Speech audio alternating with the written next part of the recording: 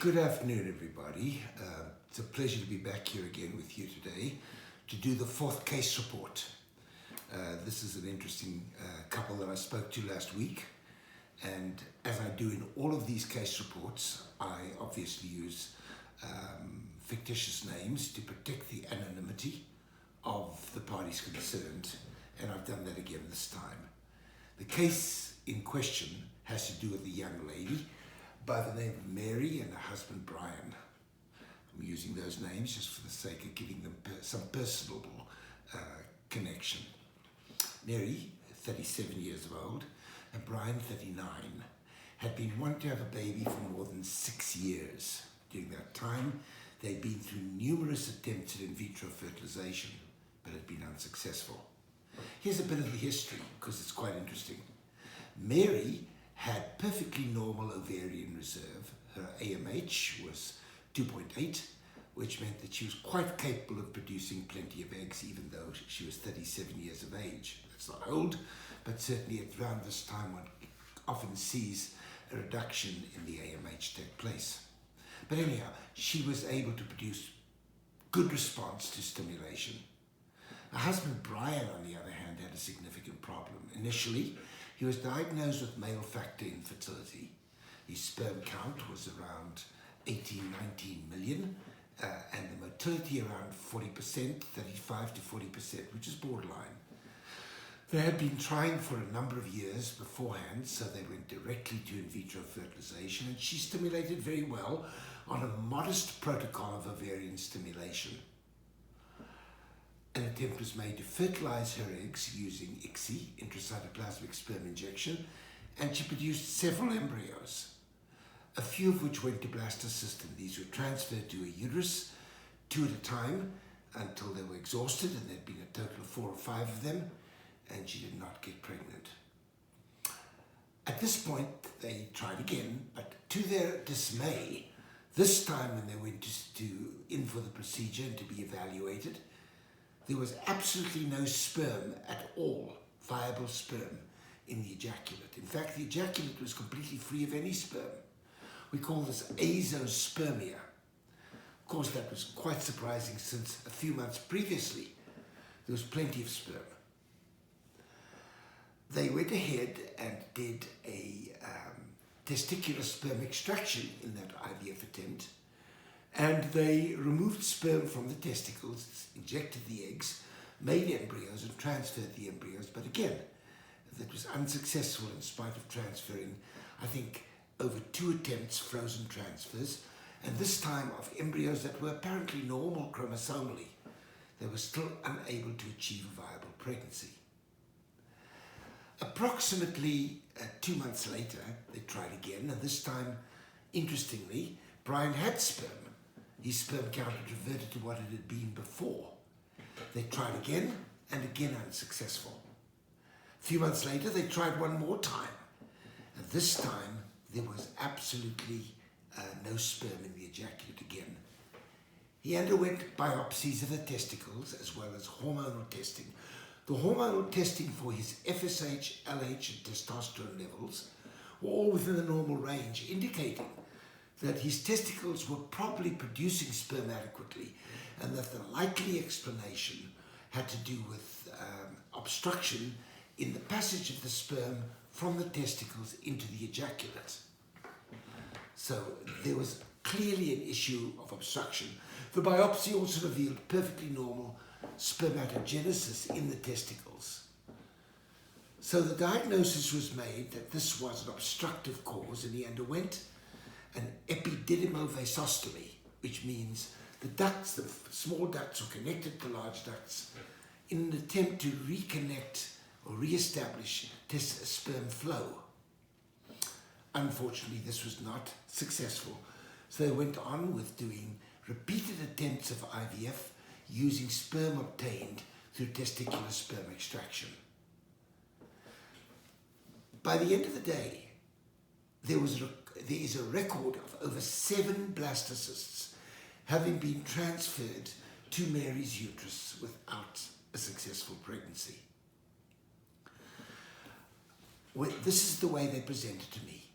And I started to look at this and ask myself, a third of all infertility is male in origin, a third is female, and a third is a combination of both. And I started to really suspect that there was another problem being missed here, perhaps related to implantation.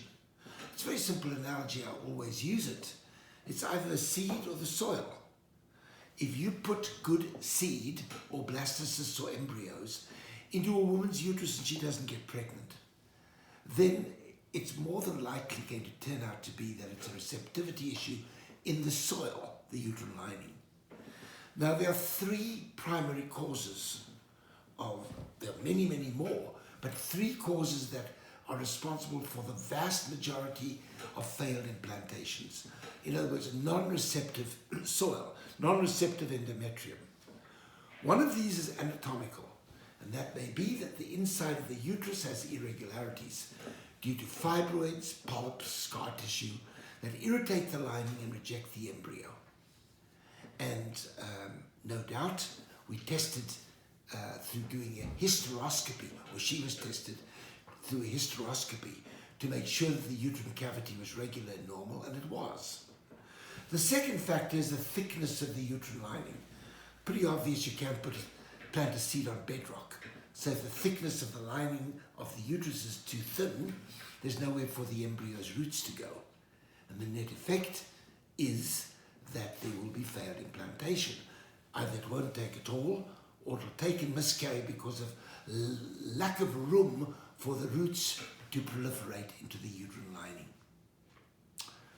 She had good uterine lining, over 9 millimeters thick at the time of the egg retrieval in all cases of her egg retrieval procedures done. So it clearly wasn't the thickness of the lining. The third one is immunologic. And it was there that I believed that we could possibly find the cause for a problem. So as we sit here speaking today, I've sent her blood away to a laboratory that I use in Boston, Massachusetts, known as ReproSource. ReproSource is one of 3 or 4 laboratories in the United States, and by the way, there are none in South America, Europe, Asia, or Canada that can do the necessary testing for what we look for, which is natural killer cell activation. Natural killer cells being the cells in the uterine lining that attract, through release of growth factors, the roots of the embryos into the wall of the uterus. Oftentimes, in certain cases, these natural killer cells become toxic and release cytokines, Th1 cytokines, in excess. These attack the roots of the embryo and prevent its implantation. We look for these natural killer cells by testing the blood of the woman. And there are 2 causes of activation.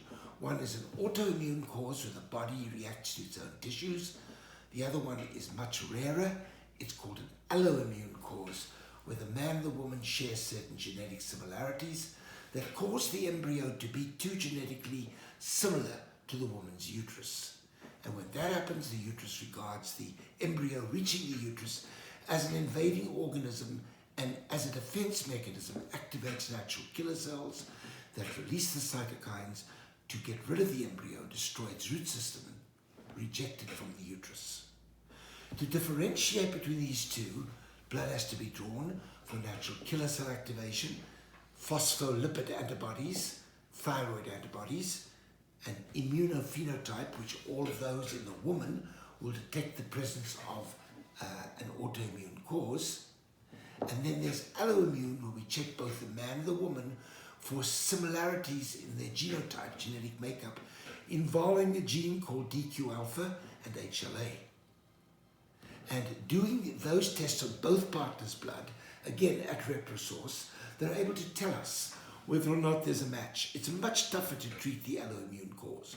I believe if there is a problem here, it's more likely to be autoimmune, and that's easily reversible, easily treatable with intravenous, intralipid, and steroid therapy, which we won't go into now. The purpose of this case report is to point out that here we have a case of inability to conceive in spite of repeated attempts at putting good embryos into the uterus, no explanation for it. A woman with open tubes, a woman ovulating on her own, and a husband where we know there is a male factor, but that was dealt with through IVF and intracytoplasmic sperm injection, or ICSI, to generate good quality embryos. And yet with them being chromosomally normal, she still didn't get pregnant. So at this point, we have to switch our focus to looking at the other end of the spectrum. Again, the seed and the soil. You can't put a good seed in a bad soil or a bad seed in a good soil. They both have to be good. So that's where the emphasis is being placed now, and I'm sure we'll have a report back within a couple of weeks, and when that comes back, I'll be happy to report online on my case report on the blog about this case as to what the results showed. I'll share that with you. Now, for those of you that have difficult fertility problems or reproductive dysfunction and wish to have an hour-long Skype consultation with me where I can help develop an approach, generate a report, send that to you for sharing with your doctor if you like, or if you don't have a doctor that you're confident in, help you find a doctor in your own area or in your own region, or even have you come to Las Vegas for treatment by one of our doctors at the Sher Institute. I'll be happy to do that. The way to set up a consultation with me is to call Patty Converse. Patty is my concierge, and her phone number is 702-533-2691. That can get her anywhere, from anywhere in the world. You can call her at that number. Or if you live within the continental United States or Canada, you can pick up the phone and call an 800 toll-free number and reach her through 800-780-7437. Again, 1-800-780-7437. Alternatively, you can go to my website, sherivf.com, www.sherivf.com. There you'll find a little icon that you can click on which says, book a Skype consultation with Dr. Sher. When you do that, you can even download a free copy of my book on immunologic implantation dysfunction, IID, as a cause of unexplained infertility or recurrent pregnancy loss or recurrent failed IVF, and you can do it free of charge. You can download it. It's about 40 or 50 pages long. I've just posted it there, and you'll find it to be of help to you. Alternatively, you can enroll online, and Patty will get back to you and send you a questionnaire. Here's where I urge you to please fill in the questionnaire completely. It's impossible for me to research through a large amount of records that I hope you do send without having a roadmap. So your filling in that consultation form gives me the roadmap I need. Fill in the questionnaire, send it back to Patty as quickly as possible. I'm really, really inundated at the moment with requests. So if you want to get in quickly, before the month of June, say, you need to contact Patty and get going on this as quickly as possible. Thank you all very much for attending. I hope you found this to be useful, and welcome again to Sher Fertility Solutions.